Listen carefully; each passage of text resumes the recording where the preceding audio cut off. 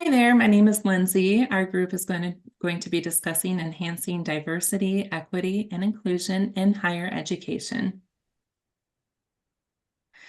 And more specifically, I'm going to discuss our federal policy overview on DEI.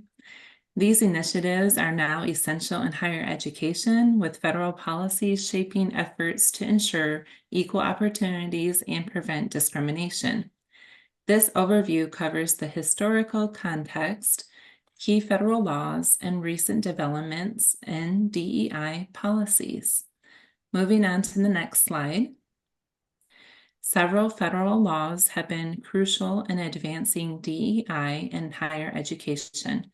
For example, Title VI of the Civil Rights Act of 1964 prohibits discrimination based on race, color, or national origin in federally funded programs.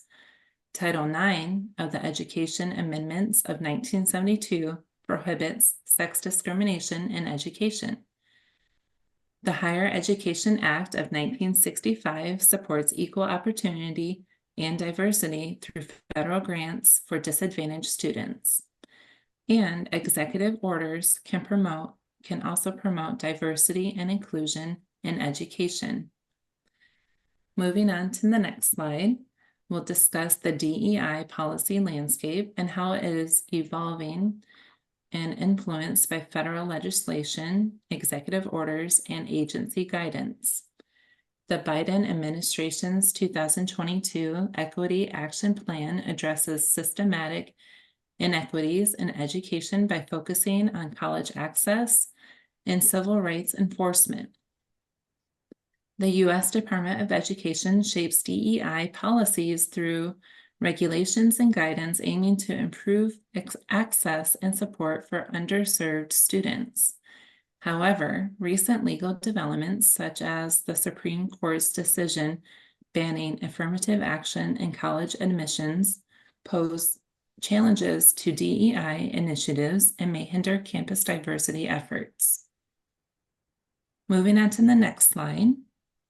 We're looking at the current policy framework, and higher education institutions have implemented various DEI initiatives such as diversity training, mentorship programs, and inclusive curricula. To support these efforts, institutions rely on both internal and external funding sources. It's essential for them to establish robust policy frameworks with clear objectives, adequate funding, and effective reporting mechanisms. Victoria will discuss this topic further. Thanks, Lindsay. Hi, I'm Victoria Smith, and today I will be discussing 4 different options available to policymakers to improve diversity, equity, and inclusion efforts on college campuses. First, let's talk about strengthening data collection and reporting. Having accurate data helps policymakers see where institutions stand with their diversity and inclusion efforts. According to the National Center for Education Statistics, improved metrics and transparent reporting allow for colleges to better track their progress on DEI goals. By improving the metrics used to track DEI, along with transparent reporting, we can get a very accurate account of what's working and what isn't. It's important to regularly assess these DEI goals and outcomes to ensure that institutions stay on track and make any necessary adjustments moving forward. The second option is to increase funding and resources. Expanding grants and funding options for underrepresented groups provides more pathways to higher education. More funding also allows for additional DEI training and initiatives that can really help build a more inclusive campus culture. Studies have shown that institutions with dedicated DEI funding tend to make more meaningful progress in creating equitable environments. Speaking of campus culture, that brings us to our third option, which is promoting an inclusive campus climate. By having an inclusive campus environment, we can help to ensure that everyone feels safe and welcome. This can be done by developing policies that support safe spaces and implementing anti-discrimination and harassment policies. Supporting student organizations that focus on diversity can give students an incredible platform to connect and share their voices with their peers, which is a huge part of building a truly inclusive campus environment. Our final option is to encourage collaboration and share best practices to amplify our DEI efforts. When institutions partner up to share strategies and ideas, they can learn from each other's successes and avoid common pitfalls. Promoting model programs have shown real results, helps more schools adopt effective practices, and helps to spread the impact. By improving data, boosting resources, creating inclusive climates, and promoting collaboration, policymakers can make DEI policies more effective. Now I'm going to turn it over to Haley to talk about some policy recommendations. Thank you. Hi, my name is Haley Reese, and I'll be speaking on policy recommendations. The first major policy recommendation is enforcing data collection on individual levels. Ways to implement more data collection within higher education focuses on analyzing current students who utilize the resources provided by DEI offices and multicultural programs within higher education. Specifically, pulling the data on the students' majors, the classes students are taking, and what sources are being utilized in the specific courses. These means of gathering can allow for better understanding of how the resources are impacting the students and work towards eliminating gaps that are apparent in higher education. The second major policy recommendation is additional funding toward DEI systems that would allow for more individual attention. Specifically in higher education, there's a very limited offices that students are able to utilize. And if we were to implement additional funding on the federal level, this will allow for additional jobs to be put into place for these offices to spread out the workload. And additional workers can allow for more individual one-on-one plans for students underneath the DEI umbrella.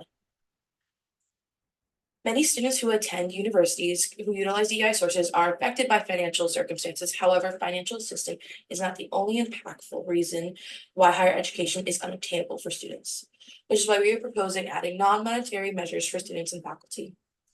We are suggesting further resources such as mentorship with graduate students to transition from college to the workforce that will allow students to have a more seamless transition to after college life, and day-to-day skills classes that will allow students to learn skills that may not be taught to them prior to attending higher education, such as studies tips and how to time manage.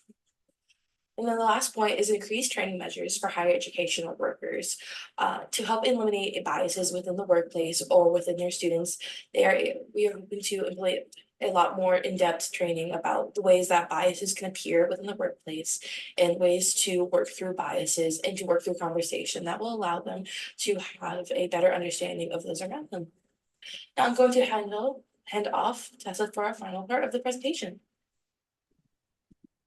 Hi, my name is Tessa Johnson. I will be talking about a couple of organizations that are currently working on increasing diversity, equity, and inclusion in higher education. First, the Education Trust is a nonprofit organization dedicated to promoting academic achievement for all students, specifically those from marginalized communities. And they look to close opportunity gaps in education, making sure that every student has access to quality education regardless of their background. They advocate for policies and practices that enhance educational outcomes for low-income students and students of color. They conduct research and provide data-driven insights, and then they engage in policy advocacy to influence educational reforms at local, state, and national levels.